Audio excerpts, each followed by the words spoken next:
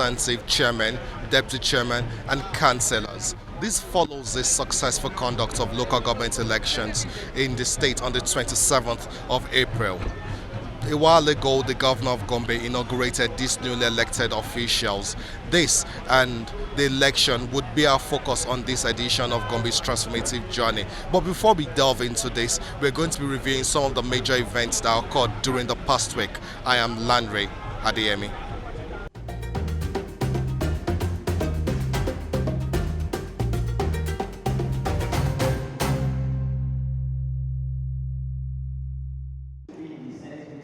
During the week, the Pediatric Association of Nigeria held a one-day training for health workers, journalists, and social media influencers. The aim is to train them as effective champions of immunization in their various states across the Northeast region. They hope to raise awareness and help combat vaccine misinformation and hesitancy. Nigeria contributes 30% of the global number of unimmunized children under the age of 5. When parents are hesitant about bringing their children for vaccines, it impacts on that child. It denies the child of the opportunity to be vaccinated against these killer diseases. And that's why it's important for us to train champions to go to the community and dispel the myths, the misconceptions and rumors that parents have about vaccination.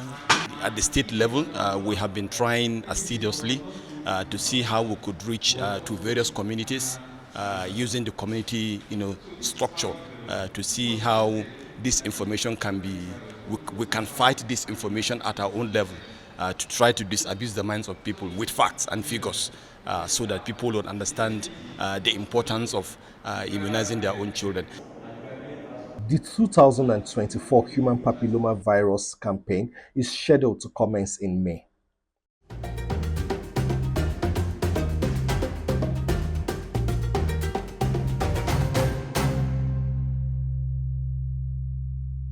I wish to pay special tribute. Gombe State University held its 7th inaugural lecture, which focused on the important role of microorganisms in human life. The microorganisms that are in our body far outnumber the cells that we have. And one can imagine if all the microbes in the human body can go wild and become pathogenic, no human being may survive for a few minutes. Newly appointed Professor Mohamed Manga, who describes himself as a microbial warrior, shares his wealth of understanding of these tiny organisms.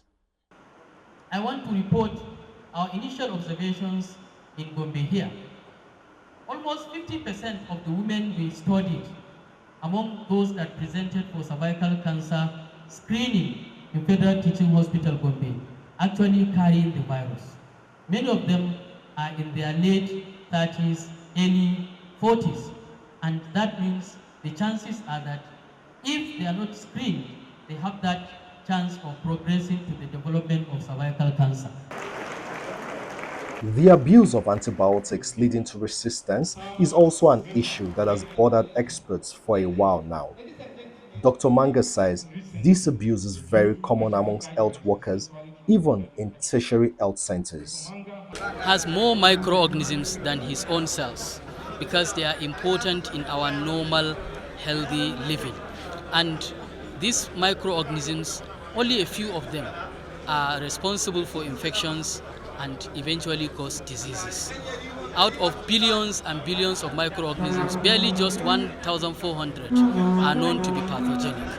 And so, while we treat the infections, we should also be mindful of the fact that the agents, the anti-infectives that we use in treating infections equally affect the normal ones that we have in our body.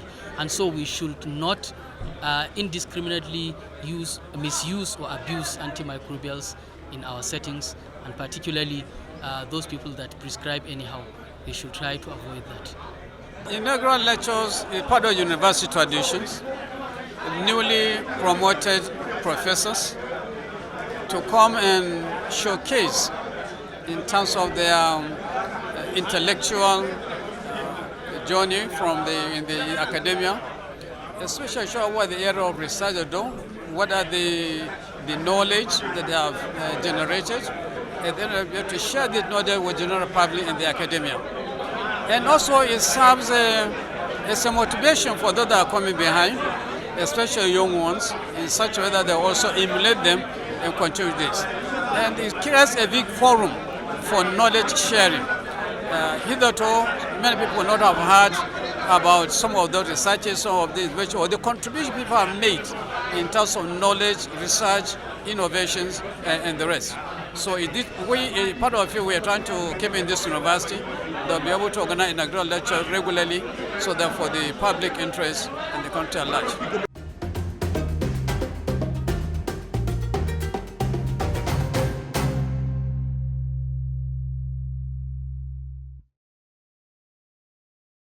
Local governments in Gombe State have been run by administrative secretaries for more than 6 months.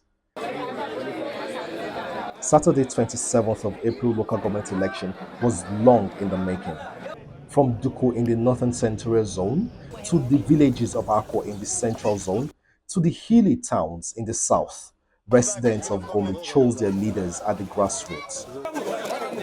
The turnout was lower than during the 2023 general elections, yet voters commended the early deployment of personnel and materials.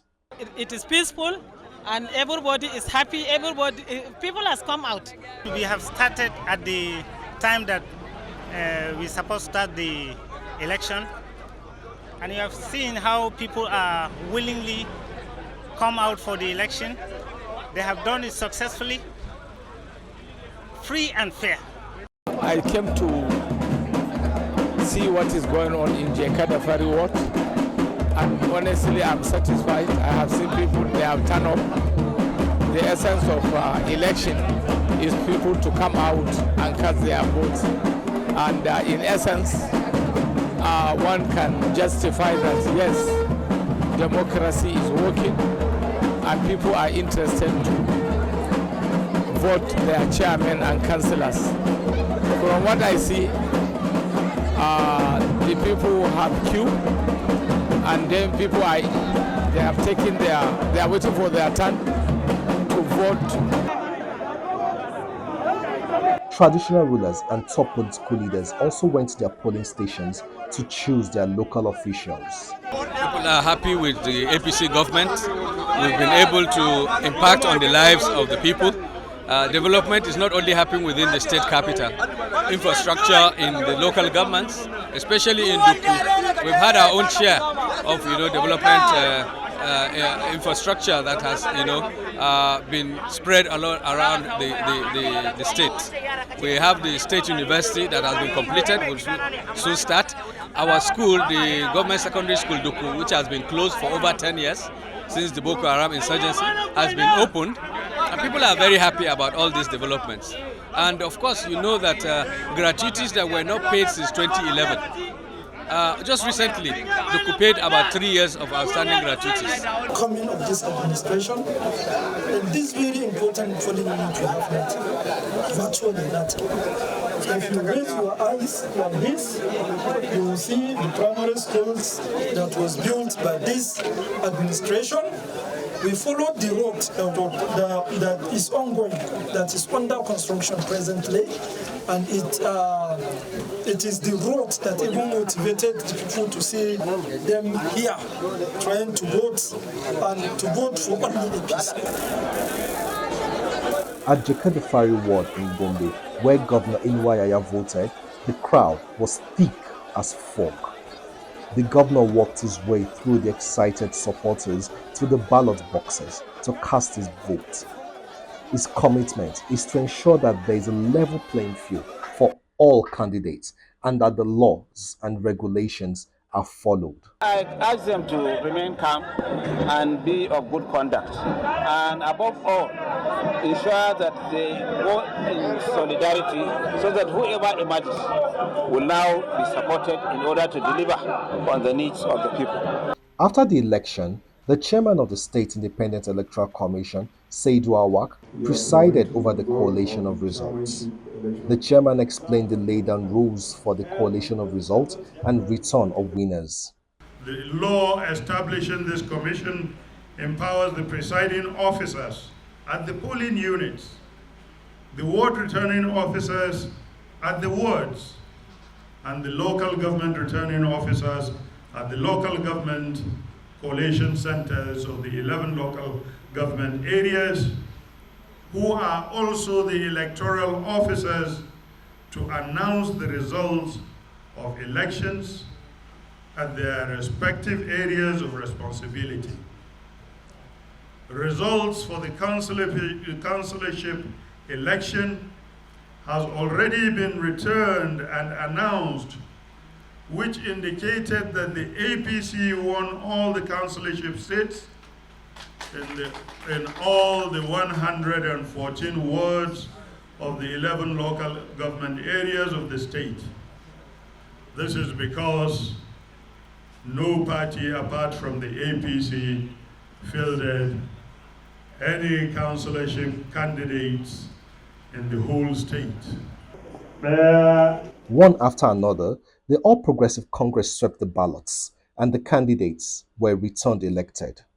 Kaltungo has Ilya Suleiman Jatau as the chairman of the local government council, and Kwame has Ahmed Wali Doho as the chairman of the local government council. Nafada has Babangida Adamu as the chairman of the local government council. Shongom has Fatima Bintabello Maigari as chairman of the local government council. Yemal Tudeba has Abubakar Hassan Pifa as the chairman of the local government council.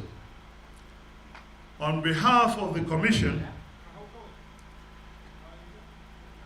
and all the hard-working commissioners that I have here with me and those who are in the background and are working hard, I wish to express my sincere appreciation and gratitude to all of them. On the day of the inauguration of the newly elected local government officials, the venue was filled to the brim. APC loyalists joined guests to witness the swearing-in ceremony. The Chief of Staff to the Gombe State Governor urged the newly elected officials to keep faith with the people and deliver on the mandates given to them. As we prepare to witness the swearing-in of newly elected chairmen into their new responsibilities, it is a time for celebration, reflection, and renewed commitment to the ideals of good governance and community development as championed by His Excellency Dr. Muhammadu Yahaya. Your Excellency, sir, I make bold to say that rural and community development remains the cornerstone of your development agenda.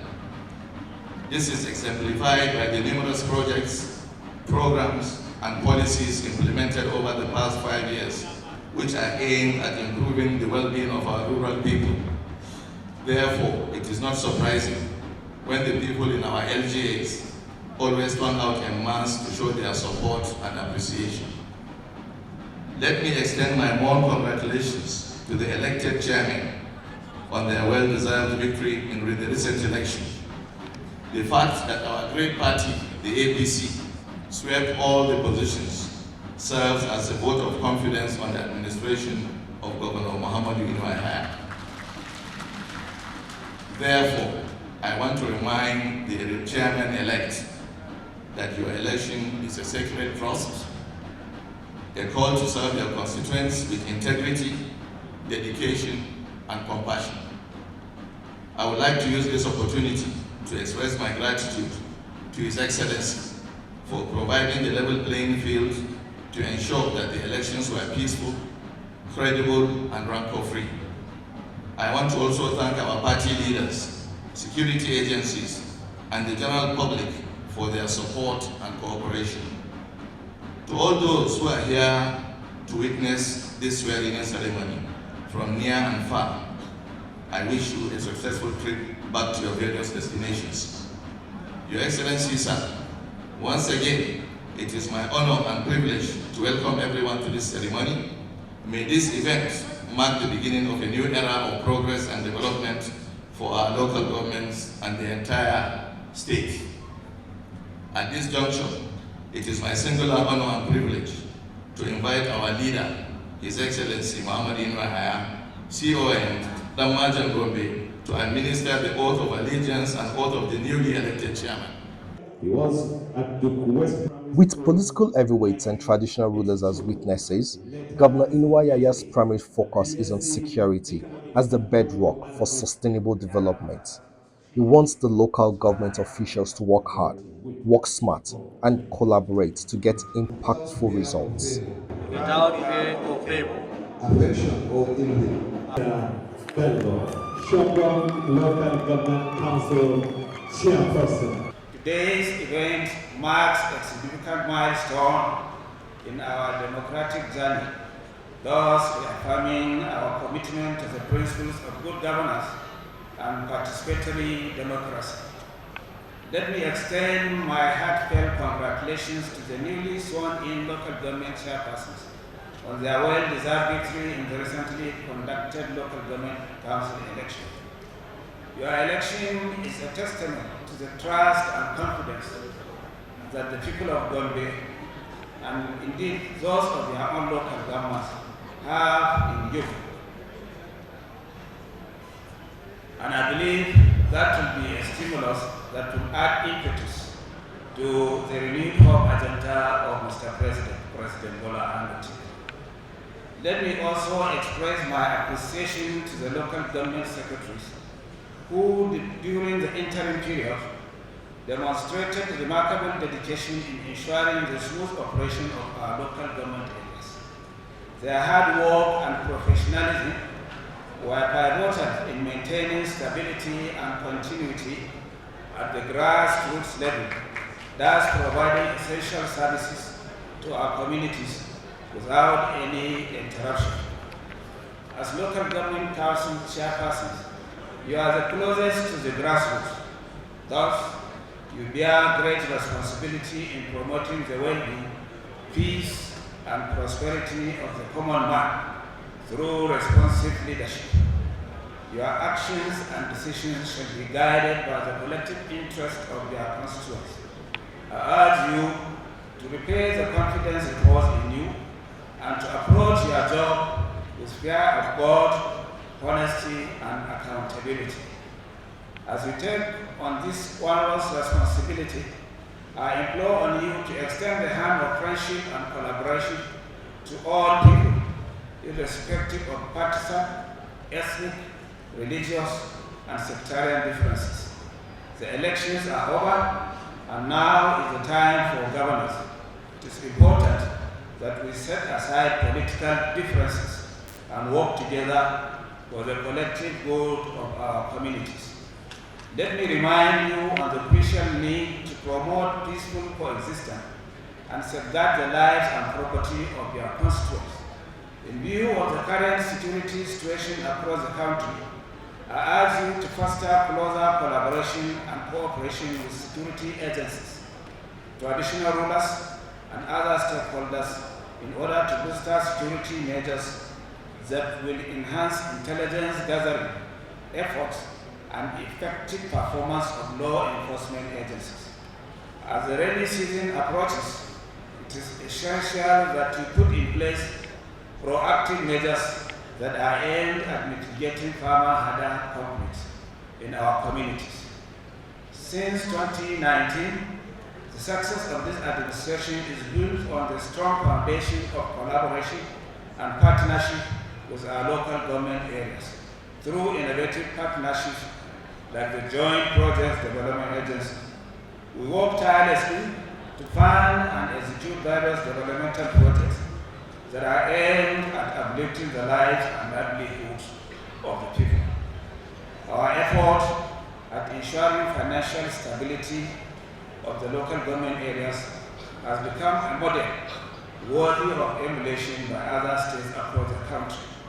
The recent settlement of the backlogs of gratuity for state and local government charities has demonstrated that LGS that entrenched stronger fiscal responsibility and effective financial management are better equipped to deliver essential services and democratic dividends to their constituents.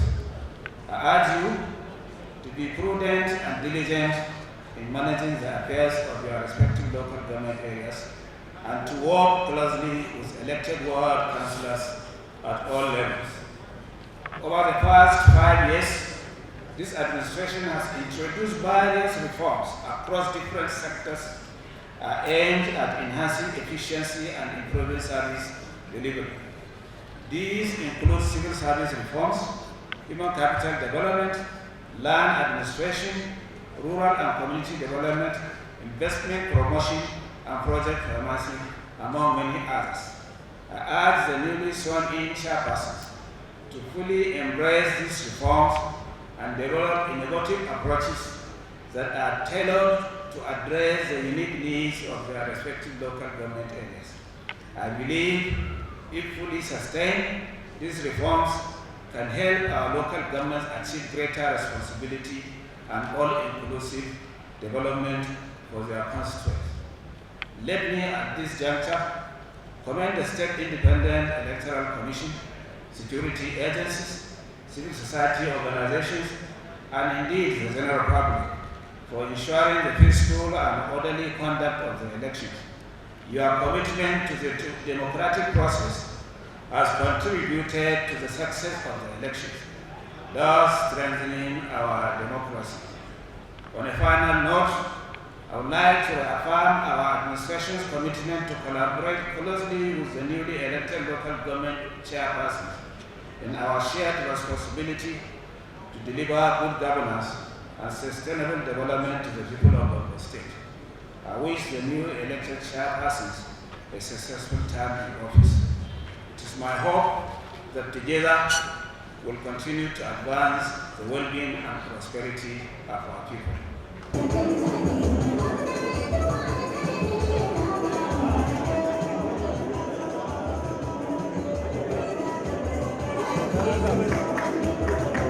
The chairman of Yamatubega local government, Wale Ahmed Dogo, having... With the weight of expectations on their shoulders and clearly defined objectives, the grassroots officials are determined not to fail the trust reposed in them. But I want to assure you that giving us this opportunity is an opportunity for New Gombe State, because we're going to work tirelessly to see that we deliver the people's mandate given to us just 2 days back, and we will work according to the Constitution as we take the oath of office this morning.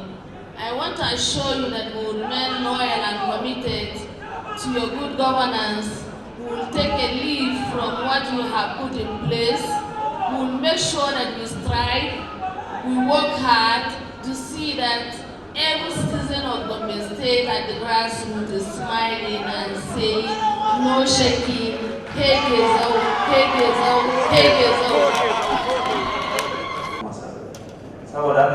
About 70% of residents of Gombe State reside in small towns and communities. For these people, the local authority is crucial as it is the level of government closest to them. Local government areas are the closest to the people because it's right at the grassroots. If development would be inclusive and all-encompassing, it's essential the local government areas are efficient and properly run. This is the commitment of Governor Yahaya to ensure that this level of government functions properly and is well funded. That's how much we can take on this edition of Gombe's Transformative Journey. Do join us again same time next week. But before then, you can watch this episode and other episodes on our social media platforms. I am Landry Hadeyemi.